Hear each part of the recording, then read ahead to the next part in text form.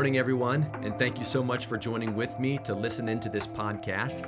My goal on this podcast is to bring the truth of the Bible to each of your given moments, even the moment that you are in right now. As you know, we've been journeying through the Old Testament book of Daniel. This is a fascinating book that is full of exciting narratives and profound visions of the future.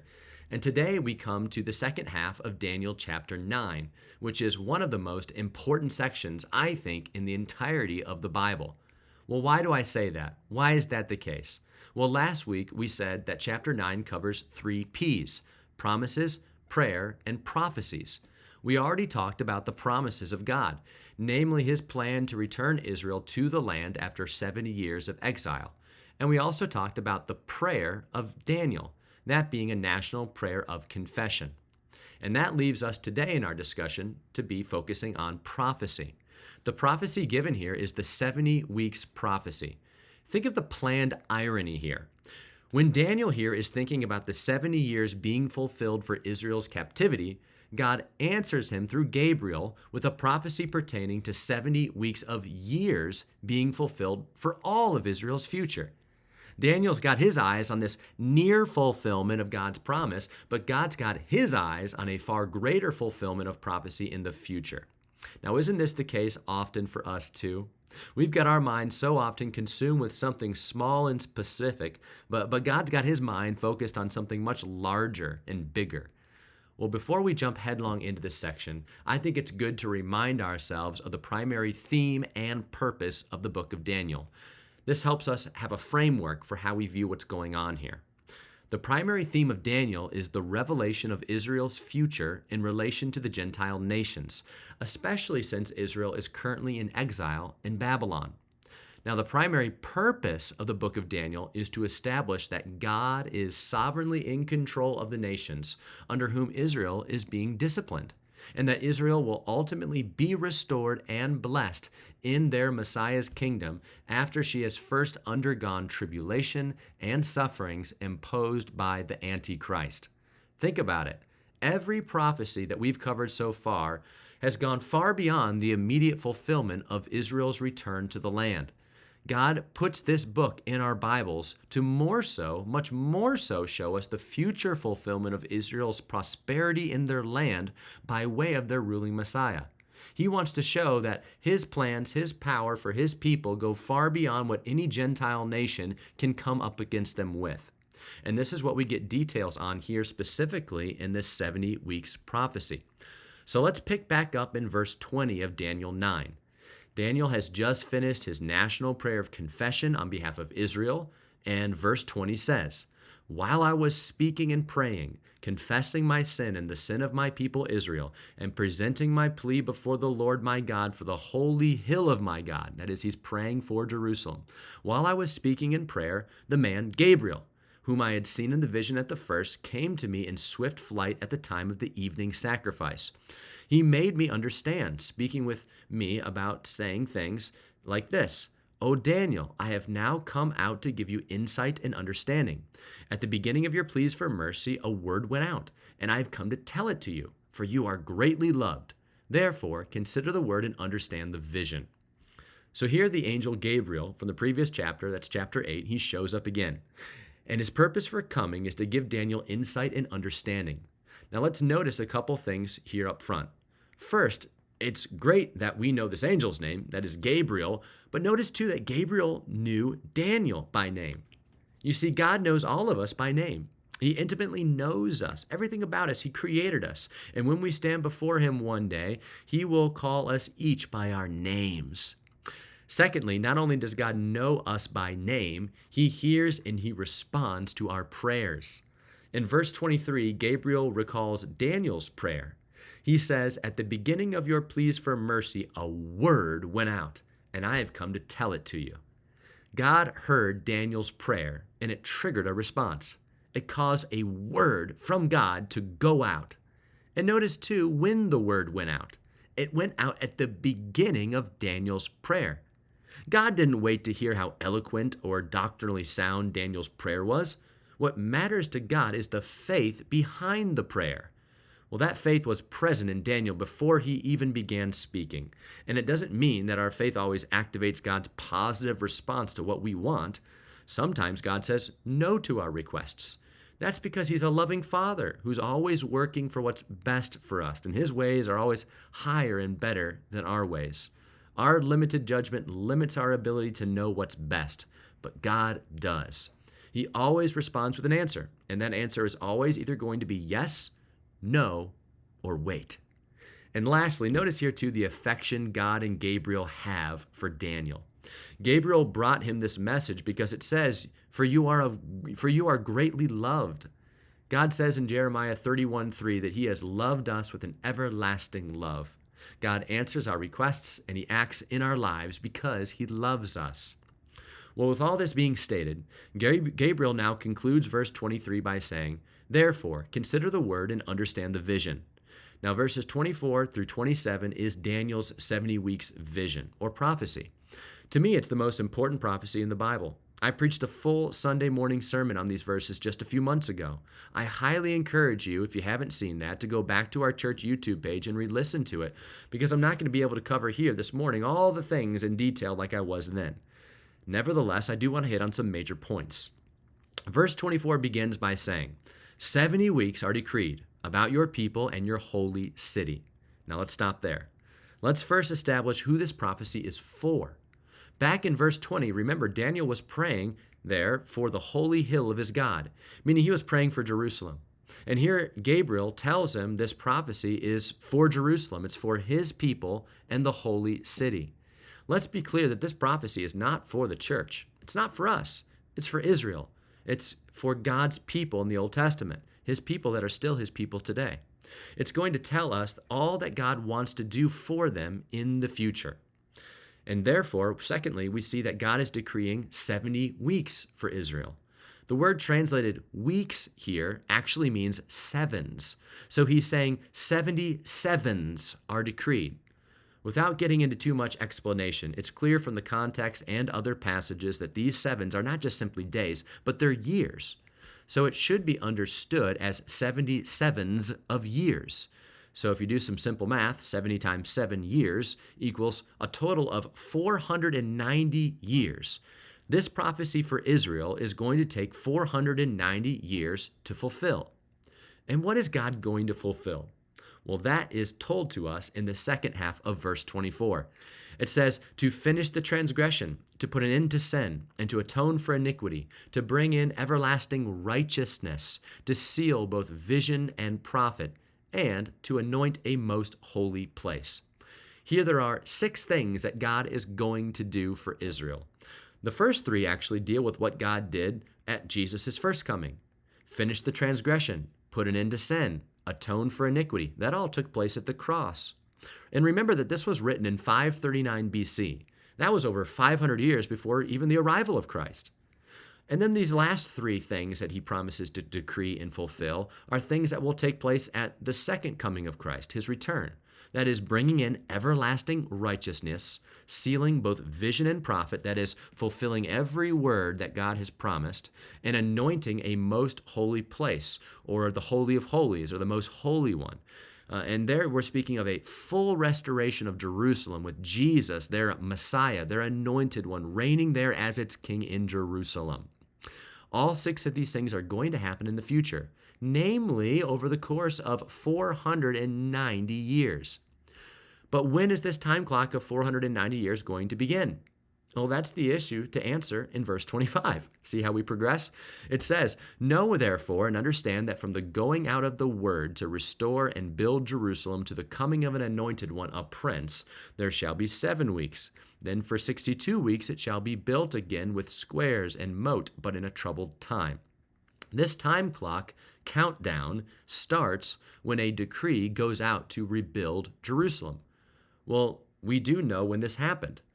It happened according to Nehemiah chapter 2, verses 1 through 8, where we're told about a king, King Artaxerxes of Persia, who made this decree for the Jews to return to their land in April of 444 BC. And then from that date forward for 69 weeks, Jerusalem would be rebuilt in a troubled time, and it would remain as such until something amazing happens at the end of those 69 weeks, which is 483 years. And that amazing thing is what we're told about in verse 26. It says there, going on, and after the 62 weeks, and that's also the 7 weeks, a total of 69 weeks, at the end of 69 weeks, an anointed one shall be cut off and shall have nothing. And the people of the prince who is to come shall destroy the city and the sanctuary. Its end shall come with a flood, and to the end there shall be war. Desolations are decreed. Well, after these 69 weeks, totaling 483 years, it says that an anointed one would be cut off. Well, here we have the first mention in Daniel of a coming Messiah that would come to Israel. Here's another passage I should have mentioned a few Sundays ago when I was talking about proving the way Paul did, the way he reasoned in the scriptures with these Jews in these synagogues on his missionary journeys about the death and sufferings of the Messiah. I'm sure he looked to Daniel chapter 9 also. I didn't name that one, saying that a Messiah, an anointed one, would be cut off. That's the crucifixion of Jesus. And this is certainly in reference to him. But it says he's going to be cut off. And also it says the sanctuary is going to be destroyed. Really, all of Jerusalem is going to be destroyed. Now, this is not good news. It says desolations are decreed. Well, this verse refers to the first coming of Christ. And yes, history also, through the chronology of time, proved that this was correct. Counting from 444 BC, I'm not going to get into the math, guys. If you count from that date, 483 years, according to a solar calendar of 360 days, well, don't do the math, but it takes you directly to the date of April of 33 AD.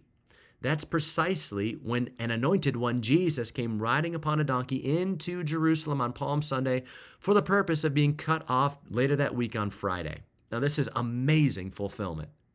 Jerusalem, did it also happen to be destroyed? Well, yes, we know from history that later in AD 70, the Roman Emperor Titus came into Jerusalem, burned it up to flames. Now, all of this points to such incredibly sad news. The Jews are being told that even after returning to their land, a lot of troubled things are still yet to happen. And all of this is despite the end goal of God promising to fulfill those 6 amazing things in verse 24. But how could all this possibly still happen after we've now covered 69 weeks? There's only 1 week of years left, 7 years remaining. This shows us that a prophetic pause has to be put in place. In fact, between verses 26 and 27 here of Daniel 9, there absolutely must be a prophetic pause button in play. Now let's conclude with verse 27 and see why. Verse 27 reads, "And he," this is now the Antichrist, "shall make a strong covenant with many for 1 week. And for half of the week he shall put an end to sacrifice and offering. And on the wing of abominations shall come one who makes desolate, until the decreed end is poured out on the desolator." Here we are introduced yet again to this coming Antichrist, the little horn that we learned about in chapter 7 and chapter 8. This Antichrist is the prince who is going to make a strong covenant with Israel for 1 week. That week is that final week of the 70 weeks. It hasn't happened yet. This coming Antichrist is going to make a peace treaty with Israel, which will put into place at some point in the future. And the signing of this treaty is what starts the countdown again for this final week of Daniel's 70 weeks. Remember all the good things for Israel that would be fulfilled at the end of the 70 weeks? Well, right now in the church age, that time clock has been put on hold. God is doing this to bring salvation to the ends of the earth. This was always his plan. We are today the fruit of that plan. But at some point, and I think quite soon, a little horn is going to rise up to power. He will provide protection to a battered Israel by way of a peace treaty. But here's the great deception. The Antichrist will then break that treaty halfway through. It says that after half of the week, he is going to put an end to sacrifice in the Jewish temple. Here's the clearest reason why there must be a pause between verses 26 and 27. You see, there was a temple that was destroyed in verse 26. And now in verse 27, there's suddenly a temple again, and even sacrifices are being made there. That's logically impossible unless a pause occurs. Well, to summarize quickly, this Antichrist will then, as we've seen already in Daniel, he's going to set up his abomination of desolation halfway through those seven years, as we've already seen in Daniel. And there he's going to demand the Jews to worship him as their Messiah, or they're going to be killed. Well, they're all going to flee out of Jerusalem, just as Jesus said would happen in Matthew 24. The Antichrist will use the final 3.5 years of this 7-year period known as Jacob's trouble. This is the tribulation, to attempt destroying all the Jews. Why? Because he knows that the return of the Messiah is tied directly to the Jews calling upon the name of Jesus as their Messiah. When they do that, then the Messiah returns. But if there's no Jews, then they can never have a returning Messiah. You see how it all ties together. But in the end, the Antichrist's plan is going to fail, because verse 27 ends by saying that he will do this until the decreed end is poured out on the desolator. He is the desolator. It'll be at this time that Jesus returns and sets up his kingdom on earth. He's going to bring in the final 3 decrees that he said in verse 24. He's going to bring in everlasting righteousness. He's going to seal up both vision and prophet. And he's going to put as himself his anointed crown upon his head as the Holy of Holies with his people in Jerusalem, reigning there as king.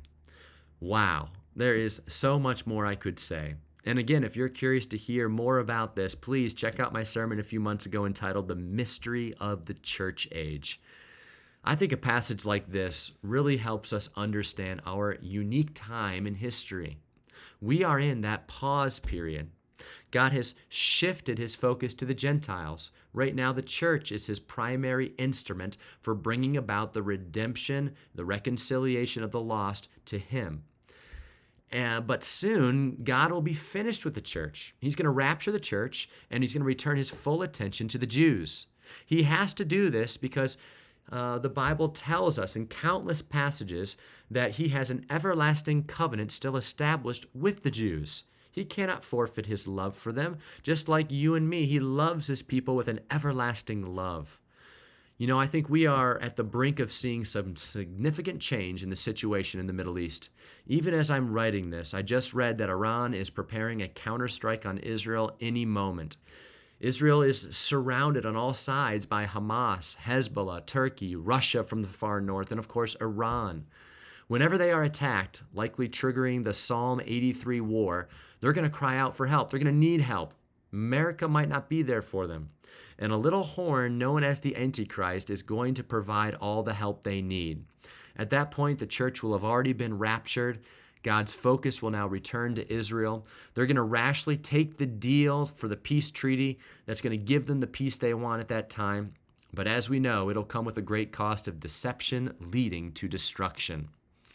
There's so much more we could say here, of course, but here's the point again. God is sovereignly reigning. He is bringing blessing in this time now to the church. He's going to yet again bring blessing and fulfillment for all his purposes in Israel. We see how the things are lining up to make that happen. And I'll tell you, it's an exciting time to live. May we go out today in this moment that we've shared together. May we go out now with every anticipation of living out the fullness of what Christ has called us to, because our time might be short before that rapture happens. I'm praying God uses you to be an urgent messenger of truth in this unique time in which we live. God bless you. Looking forward to getting into Daniel 10 next week.